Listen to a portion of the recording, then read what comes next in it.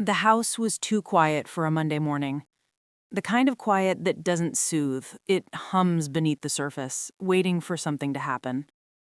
Outside, the city stretched awake with the slow ache of dawn. Inside, Isabella sat at her dressing table, motionless, her reflection blurred by the half-drawn curtains. She wasn't thinking about breakfast, or the phone that never stopped buzzing with reminders from David's assistant. She was thinking about skin, about how long it had been since she'd felt the warmth of another person pressed close enough to silence the noise in her head. The silk robe she wore slipped off one shoulder, but she didn't fix it. She only watched herself in the mirror, tracing a fingertip over the outline of her own collarbone, as if reminding herself she was still made of flesh and not porcelain. Isabella used to love mornings. She once believed dawn carried promises, new chances, laughter echoing through a kitchen, the weight of arms that didn't want to let go. Now it only marked the beginning of another day she would walk through half awake, dressed in luxury, starved in silence. The city outside was alive, but her home felt embalmed in money and marble. Every sound, heels on tile, the faint hum of the refrigerator seemed to underline what was missing. David had left before sunrise again. He always did. A kiss on the forehead, a whispered, "Don't wait up." Then the front door closing with the finality of habit. There was no cruelty in him, only absence. He provided everything a woman could ask for, everything except himself. Isabella's eyes followed the pattern of sunlight crawling up the wall. She thought about how affection had become another luxury in her life, expensive, rare, and locked away behind appointments and business calls. She exhaled slowly, letting the air leave her chest in a tremor. Her body remembered what her mind tried to forget. The warmth of laughter shared on a crowded street, the taste of rain the night she first believed in love. She remembered the woman she used to be, impulsive, alive, reckless enough to chase feeling instead of stability. That woman was gone the moment she said, "I do." Now she wore her beauty like armor, and her smile like diplomacy. At parties, people called her graceful. They admired her dresses, her poise, the way she carried her husband's name as if it were a crown. None of them saw the quiet collapse inside. The nights she lay awake, staring at the ceiling, willing herself to feel something other than loneliness. The loneliness had texture now. It clung to her skin the way humidity clings before a storm, thick, invisible, impossible to ignore. She thought about the last time David had touched her, really touched her. She couldn't remember the date, only the aftermath, the cool emptiness beside her when he rolled away to check his phone. There was no anger, just the mechanical rhythm of two people who had forgotten how to be lovers. Isabella pressed her palms against her thighs and shut her eyes. The sound of the city rose faintly through the glass, horns, chatter, movement, 1,000 strangers rushing toward their purpose. And there she was, hidden behind sunglasses, clutching a coffee cup she didn't taste, on her way to live another day that looked perfect from the outside and felt hollow from the inside. The robe slid further down her shoulder. She let it. The touch of air on her bare skin sent a shiver through her, a reminder that her body still ached for more than polished surfaces and expensive perfumes. It wanted warmth, friction, the electricity of being wanted. The thought embarrassed her, not because desire was wrong, but because it felt pointless here, in this curated silence. A memory surfaced, sudden and bright, her 24-year-old self, barefoot on the beach, laughing against a man's chest, tasting salt and promise. The way he looked at her as if she were the only person on earth worth knowing. That look had vanished from her life long before David proposed, yet she'd convinced herself stability was love enough. Now, years later, the ghost of that memory still burned behind her eyelids. She whispered into the quiet room, "What happened to me?" The mirror didn't answer. Her phone buzzed on the table, a reminder from the firm, case review at 9. She was good at her job, reliable, disciplined, endlessly composed. That version of Isabella never faltered. But this morning, she wanted to. She wanted to break routine, to feel the ground shift beneath her, to remember what it was like to want something forbidden. She stood, letting the robe fall properly around her again, and walked to the window. The skyline glittered, glass and ambition stretching into the horizon. Somewhere among those towers was the office where she'd spend another day pretending her life was perfectly in order. Yet beneath the routine, something had begun to stir, a quiet rebellion, soft and slow, but undeniable. Her reflection caught the faint curve of her mouth, not quite a smile, not yet despair, just the fragile beginning of a woman remembering she was alive. Sometimes longing doesn't shout. It waits. It breathes in the pauses between conversations, hides behind the polite smiles at dinner parties, and curls itself around the heart until you almost forget it's there. Isabella had almost forgotten until that morning, when the silence in her chest grew too loud to ignore. Before our story truly begins, settle in with me for a moment. Take a deep breath. Feel the space between your ribs, that quiet ache that sometimes whispers you're meant to feel more than you're allowed to. Tell me, have you ever known a longing like this? That kind of hunger that isn't about money or beauty or even love, just the simple, unbearable desire to be seen, to be touched, to be wanted not for what you offer, but for who you are beneath the performance. If you have, then you already understand Isabella. And if you enjoy stories that listen to the quiet moments, the ones that slip between heartbeat and breath, be sure to like, subscribe, and stay with us here on Uncut Confessions. Because now we're going back to the day the longing finally woke up. The day began like every other, crisp, precise, and predictable, but something in Isabella felt off balance, as if her heart had started walking a half step ahead of her. She left the mansion behind, its silence folded neatly around the sound of her heels as she crossed the marble floor. Outside, the morning air hit her skin like a soft awakening. The city was already alive, horns, chatter, movement, 1,000 strangers rushing toward their purpose. And there she was, hidden behind sunglasses, clutching a coffee cup she didn't taste, on her way to live another day that looked perfect from the outside and felt hollow from the inside. The elevator at the firm greeted her with mirrored walls and quiet efficiency. She stared at her reflection again, but this time there was something restless behind her eyes. Maybe it was the way the world felt too sharp, too awake. Maybe it was the faint tremor of her pulse that hadn't quite settled since morning. By the time the elevator doors opened, she had already rehearsed her smile, the polite, professional curve that revealed nothing. But as she stepped out, the air changed. Liam was there. He stood near the corridor that led to the main conference room, talking to one of the junior associates. His voice carried, low and grounded, with the kind of confidence that didn't need to demand attention, it simply owned it. Isabella slowed her steps without meaning to. He noticed her before she spoke. Of course he did. He always did. He ended his conversation with a quiet nod and turned toward her. There was no flourish, no greeting meant to impress, just that steady, unhurried look that seemed to reach straight through the walls she carried around her. "Morning," he said, his tone as casual as the sunlight streaming through the glass walls. She returned the greeting, her voice steady, though something unsteady rippled beneath it.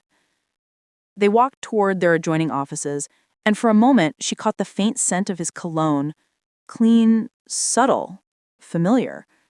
It wasn't the kind of smell that lingered loudly, it whispered. Liam had always been kind in a way that felt deliberate, not performative. He asked questions that weren't about work. He remembered the small things she said in passing, the book she'd mentioned months ago, the color she wore when she felt confident, the days when her shoulders sagged under invisible weight. And today he noticed again. "You didn't sleep much last night," he said softly, almost as if it were an observation about the weather. She looked at him, caught between surprise and embarrassment. "How can you tell?" He smiled faintly, but it wasn't the kind that dismissed. It was understanding. "You hide it well, but your eyes, they're quieter than usual." That sentence landed somewhere deep in her chest, like a warm pulse of recognition. No one else had ever said anything like that to her. No one else saw her. She deflected with a practiced laugh, something about late-night reading, but he nodded, but the look in his eyes said he didn't believe it and that he wouldn't press. That quiet respect made her heart twist. The morning blurred into meetings and paperwork, but his presence seemed to hum at the edge of her awareness. When they exchanged documents, her hand brushed his sleeve by accident. A current ran through her, subtle but undeniable. At lunch, he caught her just as she was about to retreat to her office. "Eat with me." It wasn't a request, it was gentle insistence, the kind that left room for refusal, but made her not want to. The firm's restaurant sat on the top floor with windows that framed the city like a moving painting. They chose a corner table. For a while, they spoke about cases, deadlines, clients who refused to listen. Then the conversation drifted. He asked about her weekend. She mentioned she'd spent most of it alone, reading and waiting for David to return from a business trip. Her voice faltered at the end, and Liam noticed. "Doesn't sound like much of a weekend," he said quietly. "It's fine," she replied, reflexively, but her chest tightened at the lie. "Fine," he repeated, his voice thoughtful. "That word always sounds like a closed door." Isabella looked at him then, really looked. His expression wasn't pity, it was recognition, like he understood what it meant to live behind polite words. Something unspoken passed between them, a breath that lasted too long, a silence that felt charged instead of empty. He leaned back slightly, eyes still on her. "You look different today." She blinked. "Different how?" "The color you're wearing," he said. "It suits you. You always look good in gray, but those trousers—" His words trailed off, not because he was hesitant, but because the meaning was already hanging between them. "They make you look powerful." Her heart stumbled in her chest. The compliment was simple, but it wasn't the words. It was the way he said them, soft and certain, with just enough pause to let her feel them. For a moment, she didn't know what to do with her hands. She reached for her glass of water, pretending to adjust it. The movement didn't fool either of them. The conversation moved on, but the air between them had shifted. She laughed at one of his stories, something about a client mix-up that could have been disastrous, and the sound startled her. It had been weeks since she had laughed like that, unguarded and light. He watched her, and the corners of his mouth lifted in quiet satisfaction. It wasn't seduction, not yet. It was recognition. Two people who had been moving through their separate silences, finally hearing an echo that matched their own. By the time lunch ended, Isabella felt both lighter and more exposed. She stood to leave, gathering her things, and he rose too, their eyes met, just long enough to say what neither dared to voice. As they walked back toward the elevator, she felt his presence beside her like gravity. He didn't touch her. He didn't need to. The awareness between them was its own kind of touch, quiet, electric, alive. That night when Isabella lay in bed, she couldn't stop replaying that moment. The way he'd looked at her, the tone of his voice when he said powerful. It wasn't about attraction alone. It was about being seen. For the first time in a long while, she didn't feel invisible. And somewhere deep within her, a door that had been locked for years clicked open. Nights had become the hardest part. When the house finally gone still, when the hum of the city faded behind glass, and there was no one left to perform for. That was when the memories came back. She would lie there in the dark, the ceiling above her a blank canvas, and pieces of her old life would surface, quietly at first, then sharper, as if they'd just been waiting for permission to return. The girl she had been before David was different. She lived with less but felt more. She could be spontaneous, even foolish, and it never scared her. Back then, love hadn't been a strategy. It was a pull, a wild current she couldn't resist. His name sometimes floated into her thoughts, uninvited but never unwelcome. The man she once loved before the marriage, before the wealth and the obligations. He had been a mess in all the ways that made him real. His laugh too loud, his plans uncertain, his touch always searching for something true. He hadn't given her diamonds or promises wrapped in contracts, but he'd given her presence, a kind of attention that made her feel like every breath mattered. She remembered the way he used to look at her, not with admiration, but with recognition, as though he saw the whole of her, the flaws and the fire. And she walked away from him, not because she stopped loving him, but because her family decided he wasn't enough. It hadn't been a dramatic breakup, no shouting, no scenes, just a quiet, tired conversation in a small cafe. She told him her parents were right, that she needed stability, that love would come later. But when she left, something inside her stayed behind at that table, something she'd never quite reclaimed. David came soon after, polished, older, already successful. He spoke in calm assurances. He represented safety, and her parents adored him. Marrying him wasn't falling, it was stepping into a future with clear boundaries and bright rewards. But love doesn't live on logic. It withers in it. 3 years later, the comfort she'd been promised had turned to emptiness. There were no storms, no fights, just a slow erosion of feeling, a soft decay she couldn't even name. David wasn't cruel, he was simply elsewhere, always in meetings, always in transit, always too tired when he returned. He treated her with respect, and that made it worse somehow. Respect was the polite cousin of distance. She used to think that if David could do half of what her ex once did, just half of the laughter, half of the tenderness, she would be happy. But people rarely give what they don't value. For David, affection was currency best saved for public appearances. So she learned to live on silence.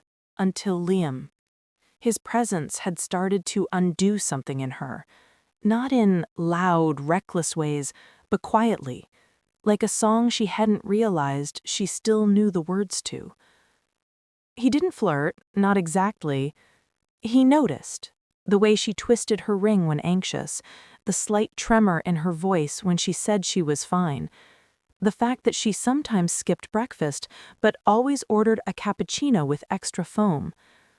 These details shouldn't have mattered, and yet they did, because they belonged to the parts of her life no one else ever saw. Every morning now, as she entered the firm, she felt that flicker of anticipation, not because she wanted anything to happen, but because being seen had started to feel like oxygen. It was a dangerous kind of comfort, the sort that came wrapped in ordinary moments. His voice calling her name from across the hallway, his shadow appearing beside hers in the reflection of the glass door. Sometimes they would share brief conversations before meetings, and her pulse would rise, quiet but unmistakable. She found herself watching him the way she used to watch the ocean as a girl, fascinated by its calm surface, terrified of what it could stir beneath. There were mornings she caught herself choosing her clothes with him in mind, not intentionally, but instinctively. Subtle colors, soft fabrics, something that might draw his eye without speaking it aloud. And each time she did, she hated herself a little for it, even as she couldn't stop. At the firm's restaurant, their lunches had become a small ritual. They talked about work, yes, but also about the lives behind their polished facades. Liam had a wife, a son, a home filled with everything that looked right from the outside, but when he spoke of it, there was the same hollow note she recognized in her own voice. That recognition tied them together more than any flirtation could. Two people who'd done everything they were supposed to and still ended up starving for connection. He would say something kind, simple, observant, and it would linger with her long after she returned to her office. It wasn't the words that mattered. It was the weight behind them, the quiet attention. She began to measure her days by those moments. The morning greetings, the glances across the table, the brief touch of his hand when he passed her a file. Little things that didn't mean anything until they meant everything. And yet, beneath the warmth, there was fear, because she knew where this road could lead. She had crossed one kind of boundary before, the one between love and duty. Crossing another, between loyalty and desire, felt like stepping into quicksand. But longing doesn't obey reason. It feeds on absence, on the echo of things left unsaid. At night, when she lay beside David's sleeping form, she thought of Liam's voice, the calmness in it, the way he said her name as if testing how it sounded when softened. That sound lived rent-free in her thoughts. She wondered if this was how erosion began, not with storms, but with drops. Small, consistent, inevitable. Sometimes, in the elevator, she caught her reflection and didn't recognize herself. The woman who once moved through life certain of what she wanted now looked uncertain, almost raw. But under that uncertainty was something else, awakening. It wasn't just attraction, it was the slow rebirth of a self she'd buried. In those moments with Liam, she wasn't the wife of a tycoon or the polished attorney everyone admired. She was simply Isabella, a woman rediscovering what it felt like to be alive, to be seen, to be wanted. And once you start to remember what aliveness feels like, pretending to be numb becomes impossible. There comes a moment in every slow-burning ache when longing begins to move, when stillness, after holding its breath for too long, exhales. That was how it began for Isabella. A casual plan, a simple, harmless weekend hangout. Nothing extravagant, just an afternoon meant to breathe, to remember what sunlight felt like on her skin without the weight of expectation pressing down on her. When Liam first suggested it, his voice was calm, almost teasing. "You need to get out of your head, Isabella. Away from files, away from fluorescent lights. Let's do something normal." And the word normal lingered in her like a promise, because nothing in her life had felt normal for years. Saturday came wrapped in sunlight, the kind of day that smelled faintly of salt and possibility.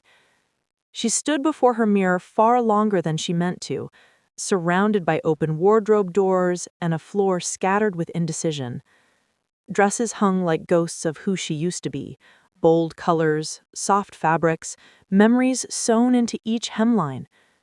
But what did one wear to feel seen without revealing too much? To feel alive without appearing desperate for it? Her hands hovered over a white blouse, simple, elegant, paired with soft jeans and heels that whispered confidence. She studied herself, not as a wife, not as a professional, but as a woman rediscovering her edges. The reflection stared back, poised, careful, with the eyes that carried the faint shimmer of nerves. Downstairs, the day hummed quietly. Her home, that vast echoing house, felt emptier than usual. No footsteps, no laughter, only the low hum of air conditioning and the steady tick of the clock. She thought of David briefly, probably in another city, another meeting, another deal. His absence wasn't new, but today it felt strangely like permission. When Liam arrived, his car waited outside the gate, black, sleek, familiar. The sound of his engine folded into the afternoon breeze. As she stepped out, his gaze found her through the windshield. Just one look. Not hungry, not impatient, but steady. Seeing her in a way she hadn't been looked at in years. "Ready?" he asked as she opened the door. She nodded, but her heart whispered, "No, not ready at all." The city passed them by, buildings blurring into motion, sunlight glinting off glass. The silence between them was comfortable, unforced. Every now and then he'd glance her way, not to fill the space, but to acknowledge it. They ended up at a coastal restaurant, one with an open terrace that overlooked the sea. The scent of salt water mingled with grilled spices and laughter from distant tables. The kind of place people went to escape the world for a few hours. Over lunch, conversation began cautiously, orbiting around familiar topics: work, court cases, new clients. But soon words drifted to softer places. to the exhaustion that lived beneath their achievements, to the quiet loneliness of successful people who had everything except the one thing they truly wanted: to be known. Liam leaned back, eyes half-shadowed under the awning light. "You ever feel," he said slowly, "like your life looks perfect from the outside, but doesn't belong to you anymore?" The question landed softly, but it cracked something inside her. She looked down, tracing the rim of her glass with a finger. "Every day." There was no pity in his eyes, only recognition, a quiet understanding of someone who'd lived the same silence. He spoke of his wife, not unkindly, just truthfully, how routine had replaced romance, how weekends were now reserved for errands and unspoken distance. "She says she's tired," he said with a sad smile, "and maybe she is, but I think what we're both tired of is pretending we don't miss each other." The words stirred something in Isabella, an ache, an echo. She confessed softly, "I can't remember the last time I felt wanted. Not just touched, but truly wanted." The air between them tightened, almost imperceptibly. The sound of waves rose and fell like the rhythm of a held breath. They didn't reach for each other then. They didn't need to. The connection was already forming in the invisible space between them, fragile, trembling, alive. After lunch, they walked along the beach, shoes in hand, sand cool beneath their feet. Conversation melted into laughter. For a while, she forgot the weight of her ring, the expectations attached to her name. She was just Isabella, a woman with wind in her hair and sunlight on her skin, talking to someone who saw her as she was, not as she was supposed to be. There were moments of silence, too. Easy ones, the kind that happen when words would only interrupt something sacred. In one of those silences, she caught him looking at her, not with desire alone, but with tenderness, the kind that said, "I see you, even when you don't say a word." And for a heartbeat, she let herself believe it was okay, that it was okay to feel seen, to feel warm again. Evening crept in, soft and golden. They sat side by side on a low stone wall near the parking lot, the ocean whispering behind them. The world had gone quiet, except for their breaths. Liam's voice was low when he spoke again. "You ever think maybe we were meant to find someone after we were already promised to someone else?" Her chest tightened. "I think about that more than I should." He turned toward her, his gaze steady. "You deserve to feel alive, Isabella." And in that instant, something inside her gave way. It wasn't logic that moved her. It was hunger. Not just physical, but spiritual. The hunger to feel again. When he leaned in, it wasn't sudden or forceful. It was inevitable. The air around them shifted. The scent of salt and coffee and warmth. His hand brushed her hair from her face, and for a moment, the world felt utterly still. The first touch was barely there, a whisper, a question, and she answered it by not moving away. The kiss wasn't about passion alone. It was memory of everything she'd forgotten she was capable of feeling. It was the awakening of blood, of breath, of being alive in her own skin again. When it ended, she sat there, still, trembling, eyes open but unfocused. The waves continued their rhythm, as if the world hadn't just tilted on its axis. She drew in a shaky breath. "I shouldn't have." He stopped her with a soft shake of his head. "Don't apologize for feeling something real." The words settled between them like an exhale. That night, as she lay in bed, sleep refused to come. Her lips still tingled with the memory of the kiss. It haunted her, not because of guilt, but because of recognition. She had been touched before, but not seen, desired before, but not understood. For the first time in years, she felt the pulse of her own heart, wild, uncertain, alive. And somewhere deep inside, she knew the line had been crossed long before that kiss. It wasn't the touch that changed everything. It was the moment he looked at her, and she realized she didn't want to look away. For a few fragile seconds after the kiss, silence held them both in its trembling hands. The world outside didn't move. The sound of the waves was only a low, distant hush, as though even the ocean itself didn't dare to intrude on what had just happened. Then came the small, unremarkable accident that broke everything. Her phone slipped from her lap, hitting the stone pavement with a dull crack. The sound was nothing, really, an ordinary, clumsy noise, but it carried the force of a spell shattering. She bent quickly to pick it up, her pulse suddenly wild, her breath no longer steady. When she straightened, her mind wasn't in the same place anymore. The moment of suspended warmth was gone, replaced by a rush of cold clarity. He was her boss. She was a married woman. And this, whatever this was, wasn't supposed to exist outside her imagination. Liam said her name quietly, but she couldn't meet his eyes. Her thoughts were tumbling too fast. She murmured something about needing to leave, not even sure what words she was stringing together. And then she was walking away, barefoot in the sand, shoes dangling from her hand, the wind catching her hair as if trying to hold her back. She didn't look over her shoulder. She couldn't. The ride home was a blur. She drove in silence, headlights cutting through the dusk, her mind replaying every second of that kiss, until it didn't feel like memory anymore, but like a fever that had burrowed under her skin.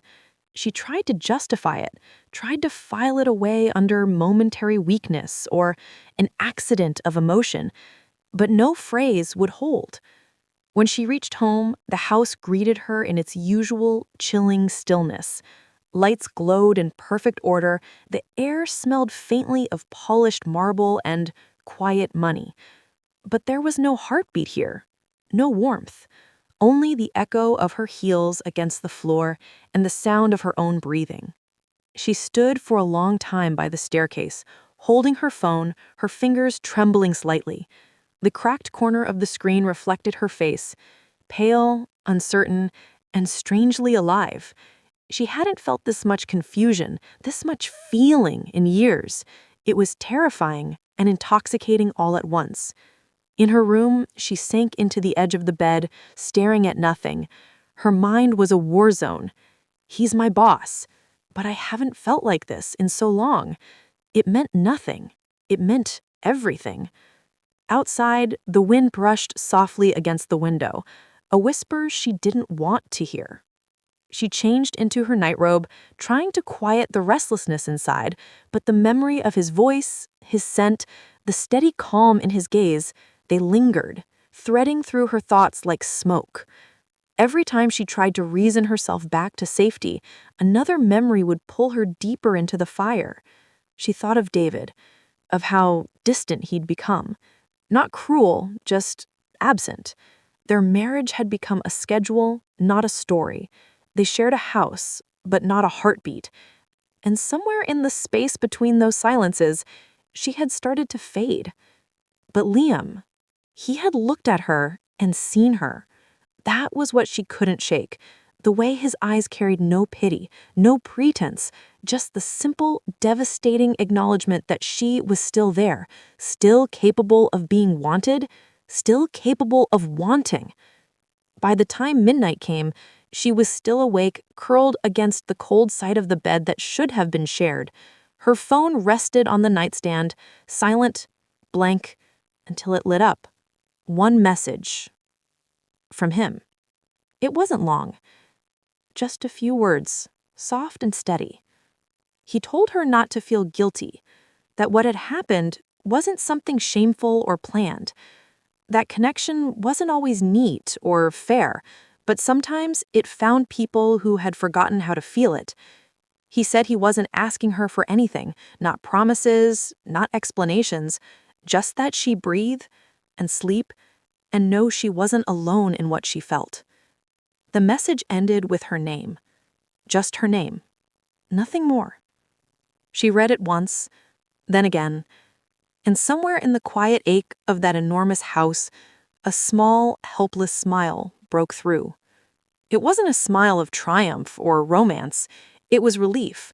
The relief of being understood, without having to speak, the relief of realizing she wasn't crazy for wanting warmth, that she wasn't broken for needing more than comfort and convenience. Her thoughts whispered back to him, words she would never send. I'm not guilty. I'm just afraid. Afraid because you're my boss, and I don't know how to stop feeling what I feel.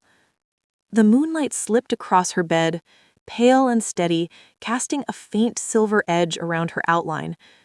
She let her eyes close for a moment, the phone still in her hand, and for the first time in years, she didn't fall asleep thinking of schedules or deadlines or the empty chair at her dining table.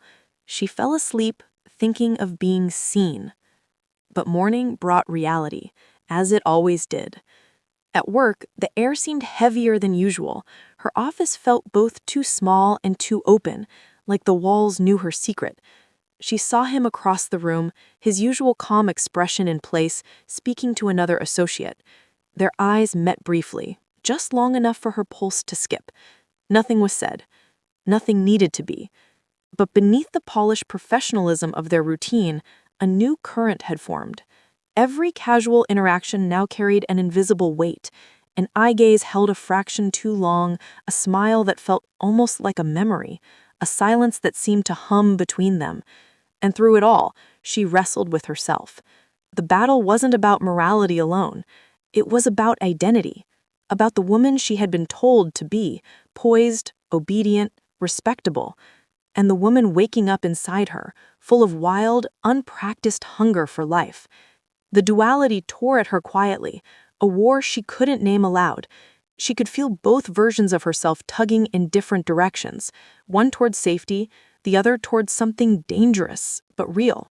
Late in the afternoon, she caught herself glancing at her phone again. She didn't expect a message, but some part of her hoped for one, that same steady reassurance from the night before. It didn't come. And maybe that was his kindness. He was giving her space to choose. When she returned home that evening, the city lights flickered in her windshield like reminders of everything she couldn't say.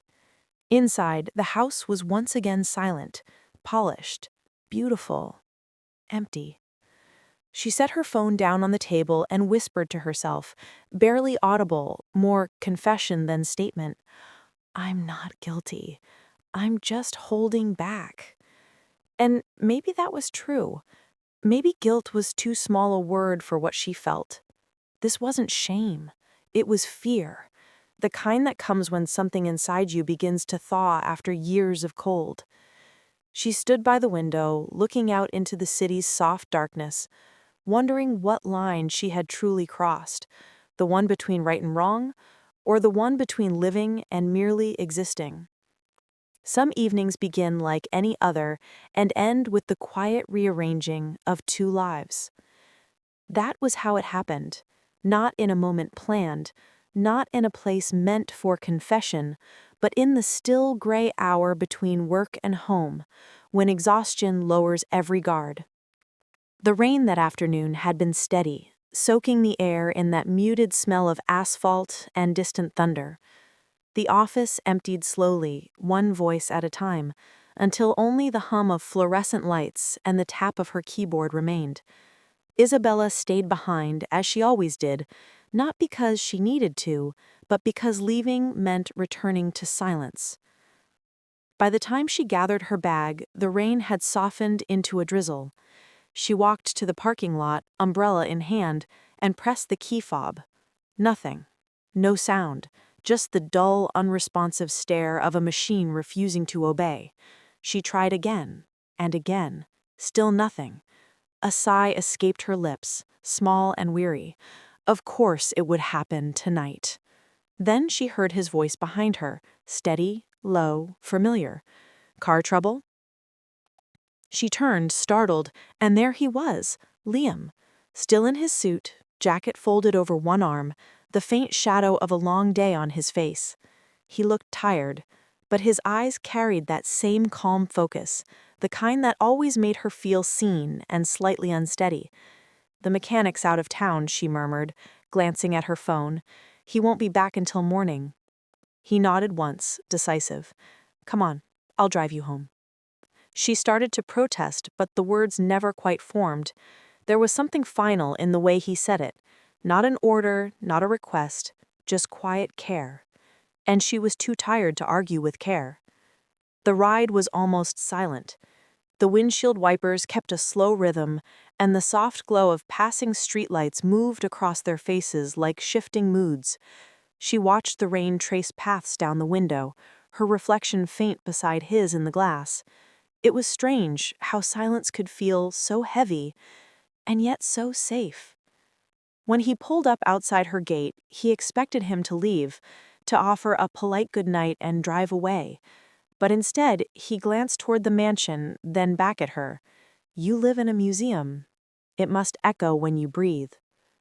A faint smile curved her lips, not from amusement, but recognition. "It does." There was a pause.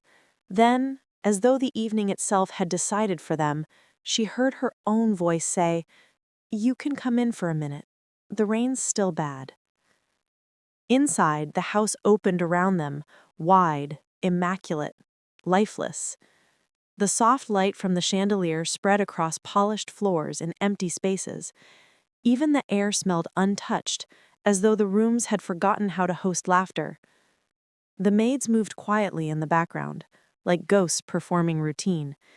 Isabella told them they could retire early, and soon the house fell into its natural hush. Liam sat on one of the chairs near the window, the city lights glinting faintly behind him. A drink rested untouched in his hand. Isabella sat opposite him, still in her office dress, still trying to find a safe distance between gratitude and something else she couldn't name. For a while, they didn't speak. The ticking of a distant clock filled the space between them. Then, softly, he said, "You've been avoiding me." The words weren't accusation, they were truth, stated gently, with care. Her breath caught. "I thought it was the right thing to do." He tilted his head, studying her. Right for who? She looked down, fingers nodding together in her lap. "For everyone, I guess. For us. For the job." Silence again, then the smallest sigh from him. "You don't have to hide behind that. We're adults, Isabella. What happened? It wasn't a mistake. It was honest." Honest. The word landed in her chest like a pulse. She lifted her eyes to his, and for a long time neither moved. There was no demand in his gaze, no impatience, just quiet certainty, like he already knew what she was too afraid to admit. The rain outside grew heavier, drumming softly against the tall windows. The sound seemed to wrap around them, blurring the rest of the world away. He leaned forward slightly, elbows on his knees, voice low. "You spend so much of your life being what everyone expects. The perfect wife, the flawless attorney. When do you get to just be you?" The question unstitched something inside her. She felt it, that delicate thread she'd been holding taut since the kiss, finally give way. She didn't answer. Couldn't. Words felt too small. Instead, she let herself look at him. Really look.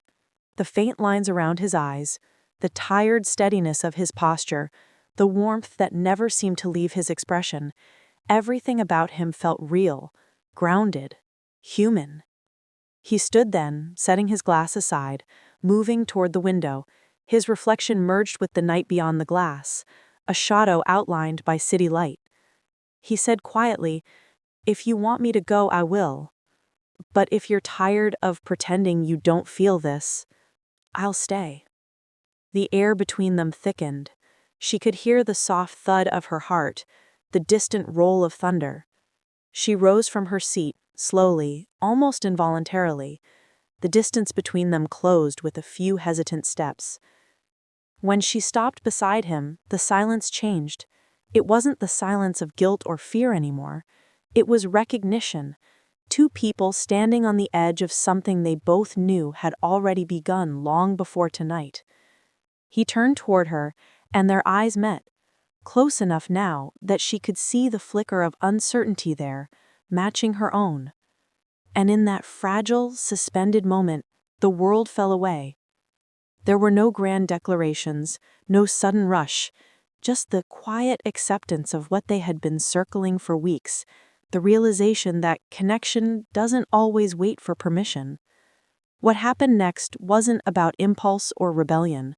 It was about returning to warmth, to humanity, to the part of themselves they had both buried beneath duty.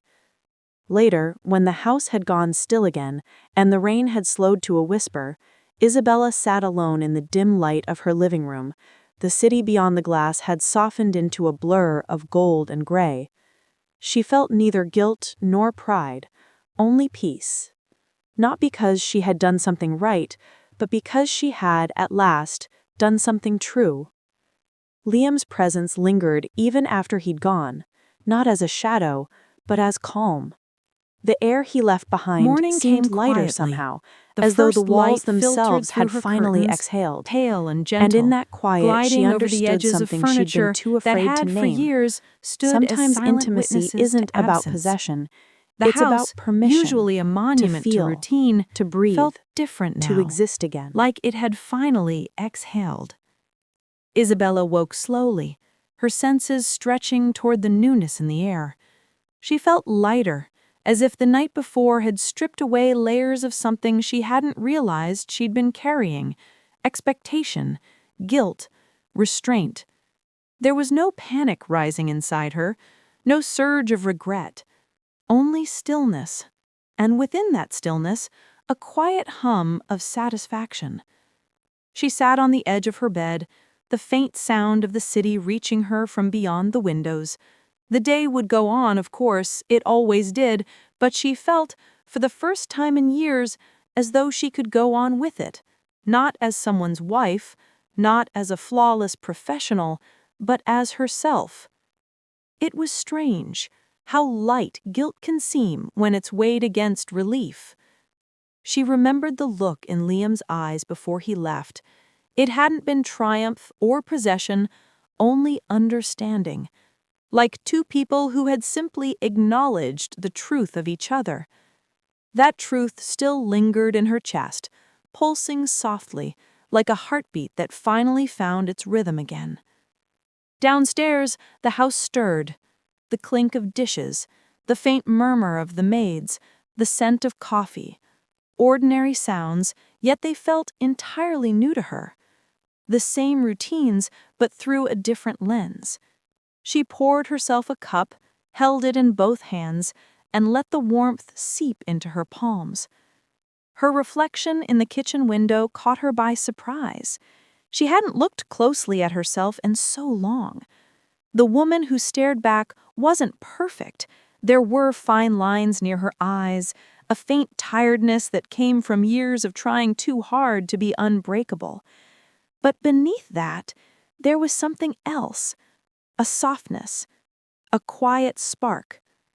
It wasn't just what Liam had given her, it was what she'd allowed herself to take back.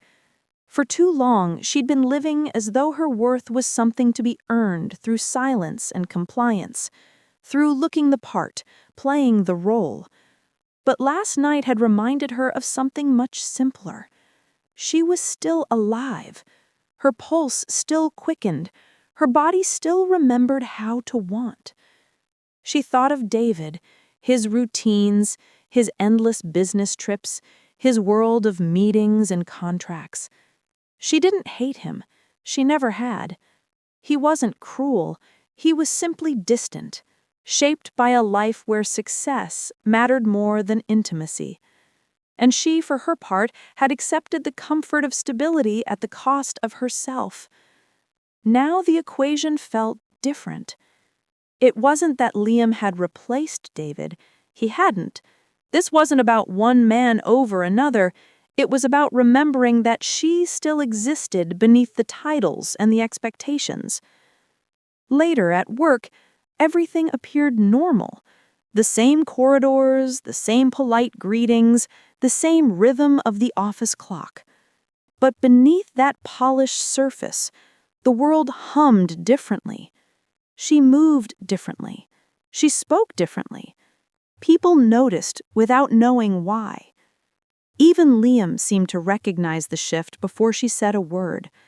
When their eyes met across the boardroom, it wasn't tension she felt, it was calm. They didn't need to speak, the understanding was already there. During lunch, they found themselves at their usual corner in the firm's restaurant. The air between them wasn't charged like before, it was steady, familiar, threaded with quiet warmth. Liam leaned back, steadying her the way he always did, carefully, attentively.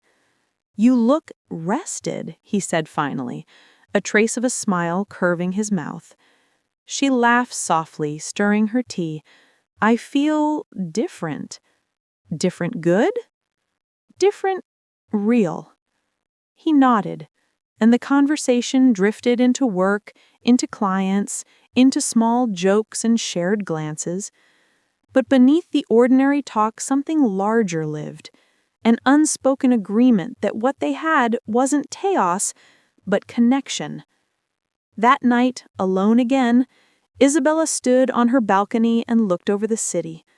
The wind carried faint music from somewhere below, the smell of rain still clinging to the air. She closed her eyes and breathed deeply, letting it fill her.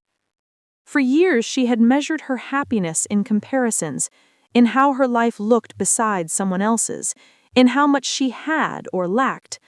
But tonight she felt something quieter and truer. Satisfaction doesn't always roar. Sometimes it whispers, steady and sure.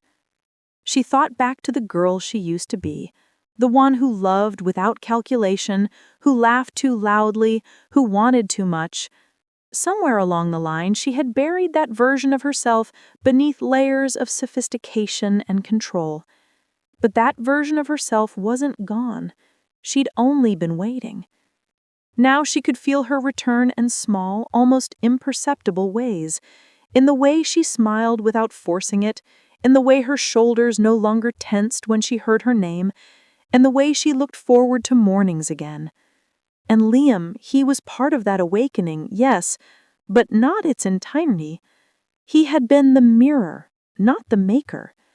He had reminded her that longing wasn't weakness, that wanting more from life didn't make her ungrateful, it made her alive. In the days that followed, she noticed the subtle ways satisfaction changes a person. The world didn't look new, but it felt new. Her voice carried warmth again. Her laughter filled spaces that had long been hollow. Even her work, the sharpness of her arguments, the clarity of her thought, seemed richer, more grounded. People began to say she was glowing. She didn't correct them. Inside, she knew the truth wasn't magic or mystery.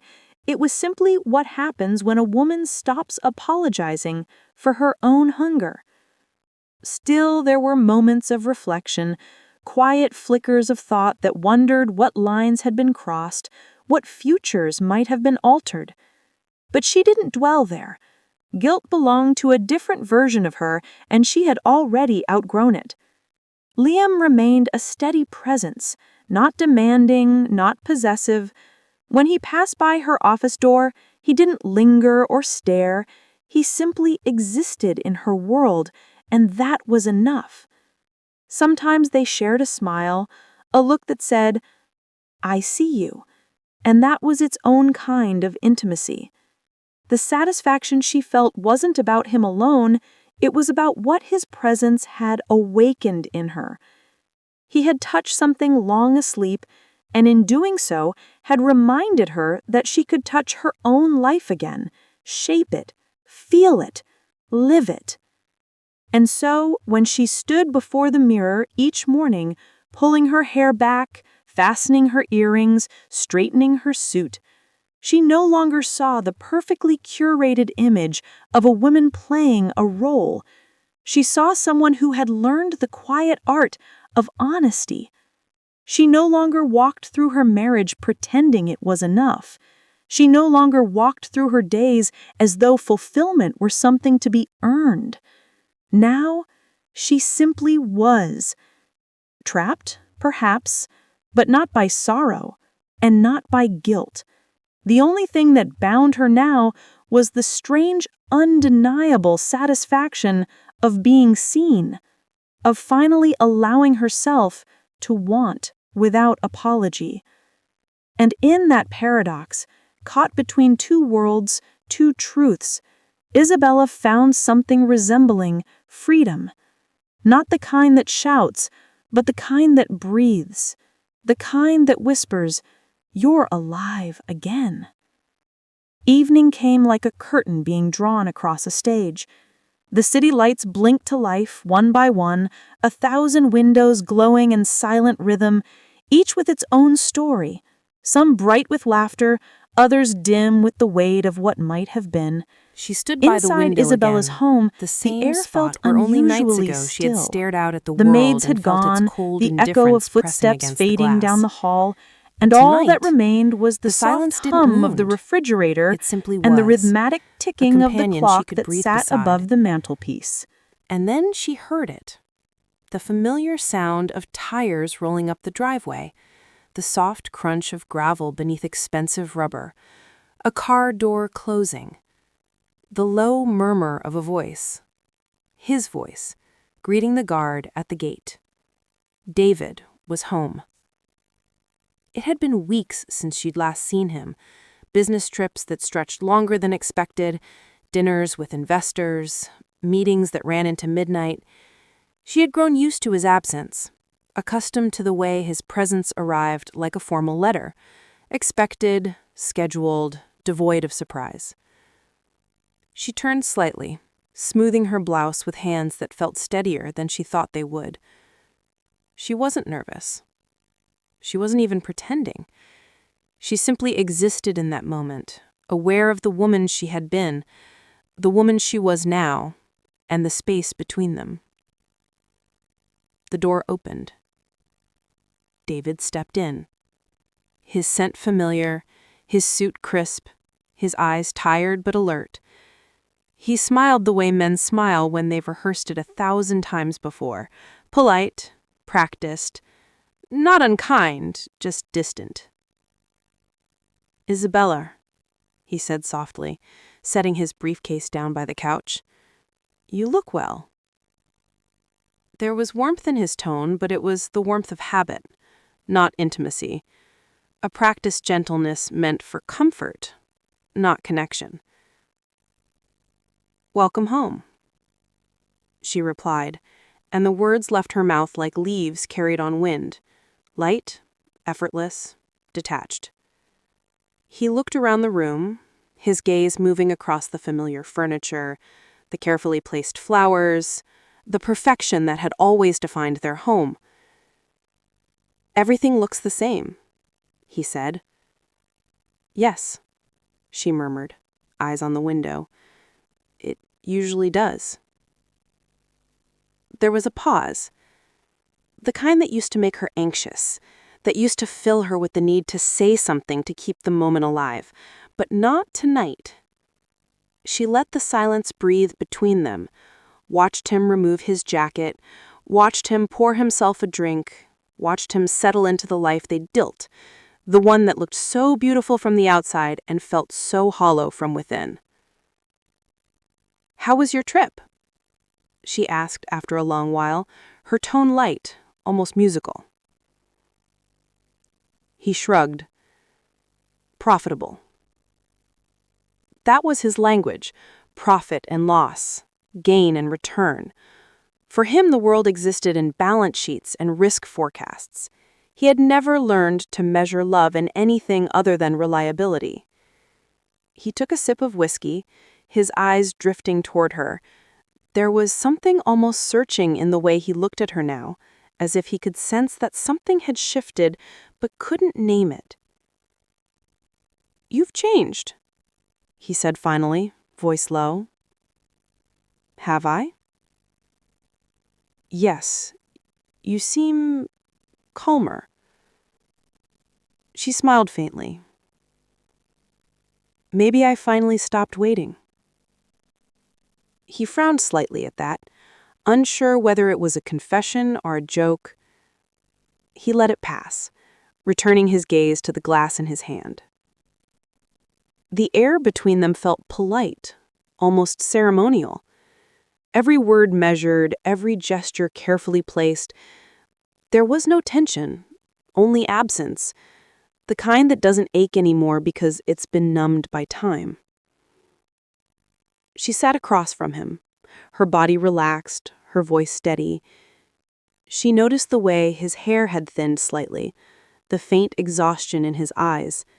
He looked human, real, and she found herself feeling a quiet pity, not contempt, not resentment, just sorrow for the man who had given her everything except himself. He began to talk about his business, new ventures, new contracts, new opportunities. She listened, nodding occasionally, her thoughts floating somewhere else entirely. His words filled the room but didn't reach her. In another life, she might have tried to bridge the gap. She might have reached for his hand, might have asked about his day, might have looked for the smallest sign of warmth to hold on to, but not tonight. Tonight, she understood the truth too clearly to pretend. What they had wasn't broken. It was simply finished, not by betrayal, not by anger, but by the quiet erosion of years spent in parallel lives. When he finally looked up again, she was already standing by the window, the moonlight wrapping itself around her like a shawl, her expression unreadable, neither joyous nor sorrowful, only calm. "You're quiet tonight," he said almost gently. "I'm just thinking." "About what?" She hesitated for a moment, then turned toward him. "About what happens to people when they stop hearing their own hearts." He blinked, unsure how to respond. "You sound poetic." She smiled, a small knowing curve of her lips.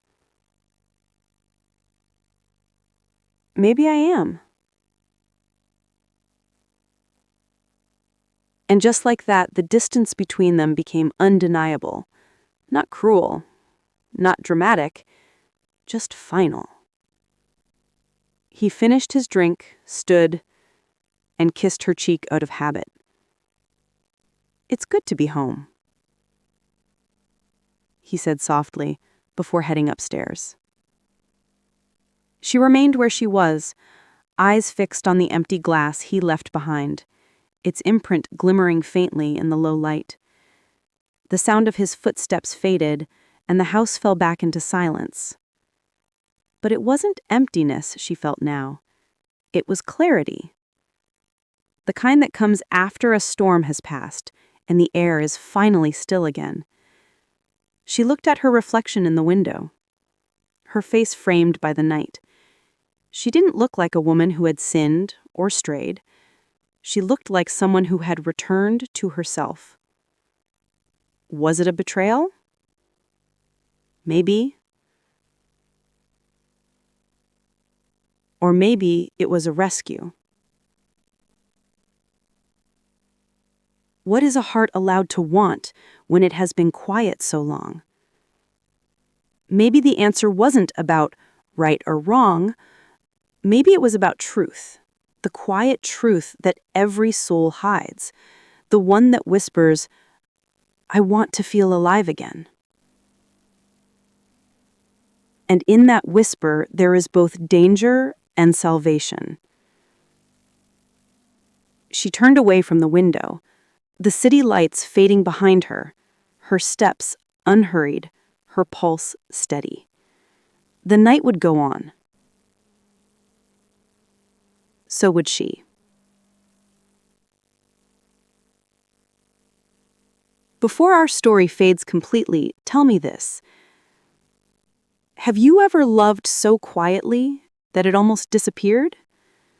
Have you ever stayed loyal to the version of yourself that no longer exists? If you have, then you already understand Isabella's story. Because sometimes longing isn't about betrayal, it's about survival. And sometimes rescue doesn't come in shining armor. It comes in a touch, a look, a moment that reminds you that you are still here. So before we close this chapter, take a breath. Think about the silences in your own life, the ones that ache, the ones that heal. And if stories like this one speak to you, if you believe that truth lives in the quietest corners of the heart, then stay close. Subscribe to Uncut Confessions, because here we give a voice to the whispers of the heart.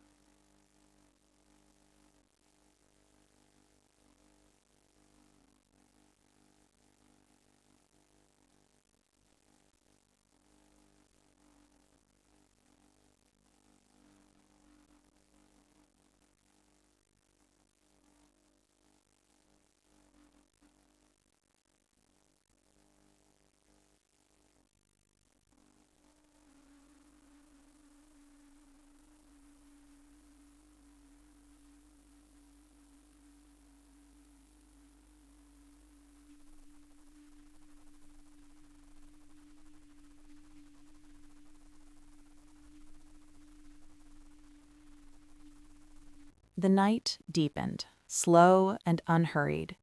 The city outside hummed like a living thing, steady and distant, a lullaby of lights and motion that carried on without her.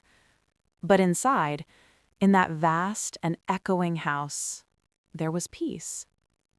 Isabella sat alone on the edge of her bed, the silk of her nightgown brushing against her skin, the faint scent of rain still clinging to the air.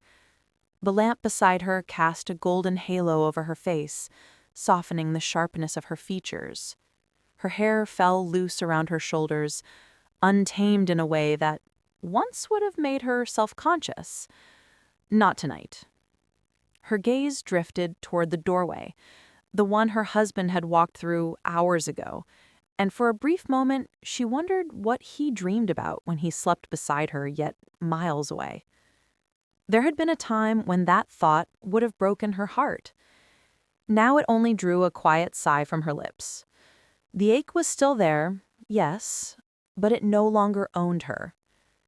In the silence, she could hear her own breathing, steady and even. She could feel the pulse beneath her skin, the quiet insistence of life moving forward. That was enough. The world expected her to feel guilt, to shrink beneath the weight of her choices. But guilt had no place in her tonight. Not because she was unremorseful, but because she had finally seen herself clearly, stripped of all the polite illusions. A woman who had tried to be good, a woman who had tried to be enough. And when those efforts failed to save her, she had tried to feel again. Was that sin or salvation? She rose, walked slowly to the window, and opened it just enough for the night air to touch her face. It was cool, soft, carrying the scent of wet earth and blooming jasmine. She closed her eyes and let it wash over her, the quiet hum of the city mingling with her thoughts. There was no music playing, no grand ending, just breath, just stillness. The kind that lives between endings and beginnings. And somewhere inside her, a whisper, the same voice that had once pleaded to be seen, now simply said, "Thank you." Because she had remembered. Because she had survived her own silence. Because she had chosen herself, even when it came too late for everything else.